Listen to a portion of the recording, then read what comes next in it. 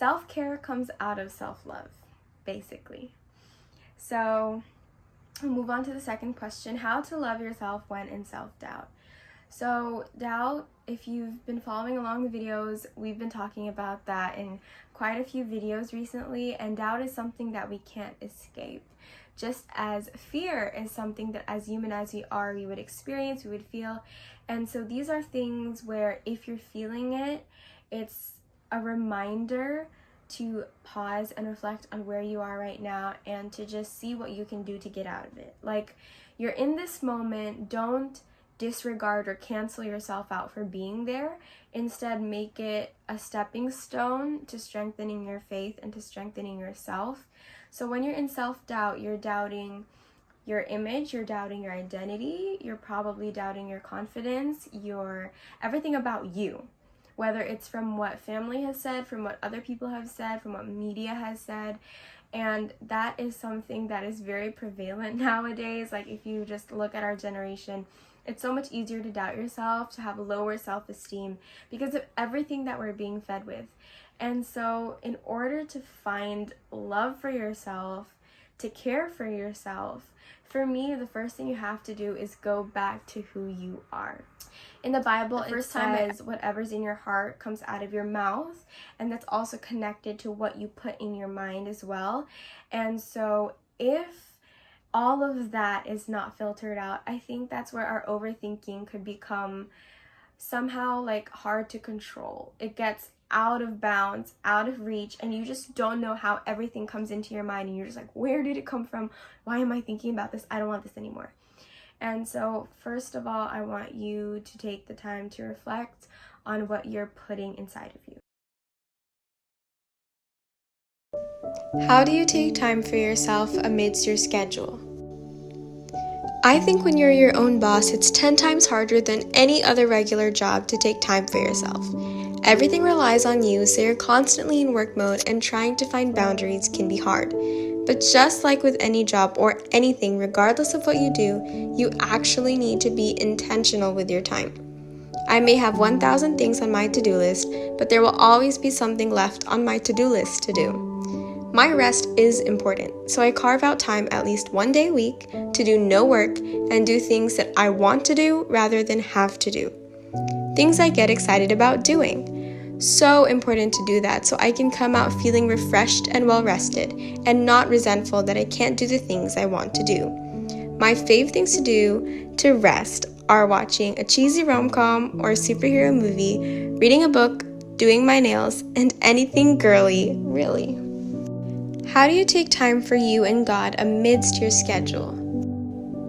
Every morning, I carve out time to start the day with God.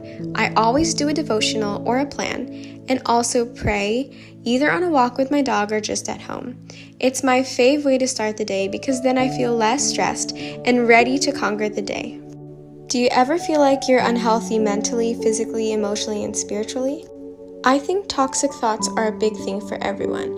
Defo felt for about 3 months in quarantine just a sense of numbness, lack of hope really. But I think that all we have to do is continue to align ourselves with God's word day in and day out and let Him do the work. Consistently taking thoughts captive and aligning my mindset with His mindset. Realistically, it won't be overnight. It can be for some people, but I just think it's important to choose God and to pick up His mindset that is full of hope, joy, love, faith, and always hold Philippians 4 close, to think of only good and lovely things. And to always see it from the perspective that God is working all things for good. Although I felt numb and a lack of hope in some areas during lockdown, I always knew that God was doing something good. He saw fruit, so He wanted to increase it, and there was a lot of pruning involved, and still is. It's just consistently keeping that mindset that the best is yet to come with God, that He never leaves us, always wants the best for us, and just wants to love us and bring us to the next level. I've learned a lot during lockdown, and I'm so grateful. Even though it's been a painful journey, I wouldn't have traded what I've learned. Like John Maxwell said, everything worthwhile is uphill. He did such a good talk at Passion City Church recently called Watching Jesus in His Wilderness Experience. It's so good. How do you cope with feeling down sometimes? The way I cope with feeling down is by doing a few different things. I always need to talk it out, so either I talk to my husband or a friend for a pick-me-up and to let it out. I always like to find Bible verses to cling on to encourage me during my difficult times, and to remember any time that a toxic thought comes through my head, so I replace it with a Bible verse or truth. Thirdly, I try to be extra kind to myself. I know I feel a lot better when I do things to take my mind off why I feel down, etc. So I like to do things that make me feel happy and I feel joyful towards. Are there any verses you read when you're in one of those moments and you're either working too much or feeling unhealthy? Yeah, there's loads. It really just depends on what I'm feeling at that moment, but I have so many highlighted, and throughout every season I'll be highlighting new ones or going back to old ones. But here are my current ones. Don't let your hearts be troubled. Trust in God and trust also in me. I am leaving you with a gift, peace of mind and heart. And the peace I give is a gift the world cannot give, so don't be troubled or afraid. And the Lord will guide you continually, giving you water when you are dry and restoring your strength. You will be like a well-watered garden, like an ever-flowing spring. And every single moment you are thinking of me. How precious and wonderful to consider that you cherish me constantly in your every thought.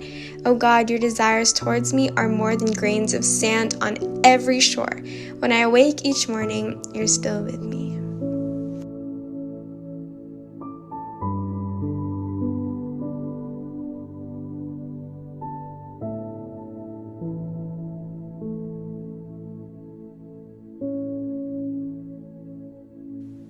Self-care and self-love, but through the eyes of God, based on His Word.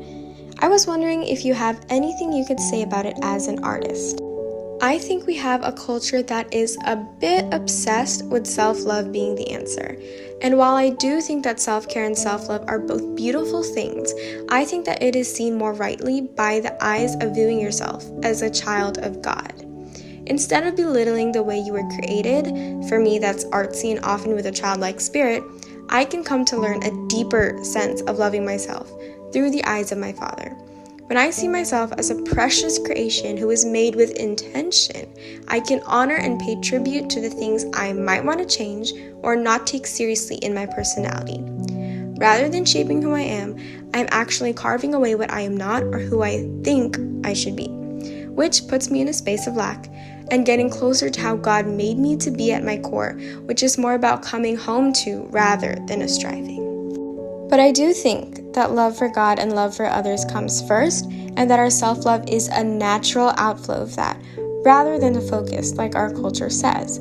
I think when we obsess over too much self-love without God or without loving others, we have selfishness or self-obsession. It's a fine line, but I think that God helps us navigate that line with integrity and humility and grace. We might not always do it perfectly, but He walks with us anyway and helps us to understand self-love through His eyes.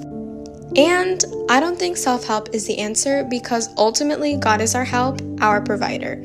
And looking to the same self who gets hangry, upset, etc. doesn't even logically make sense, in my opinion. We need something greater. But of course, it is not about us doing any kind of work. The work has already been done. It is finished. When Christ raised from the grave, when He conquered death, when He lived a life as fully human and fully God, yet remained completely perfect and pure throughout it all, willingly submitted Himself to be nailed on a cross and die a slow death and then come alive again. That is it. It is not self-help. It is not doing our work. Our work is so measly and small in comparison to the work that Jesus already did for us.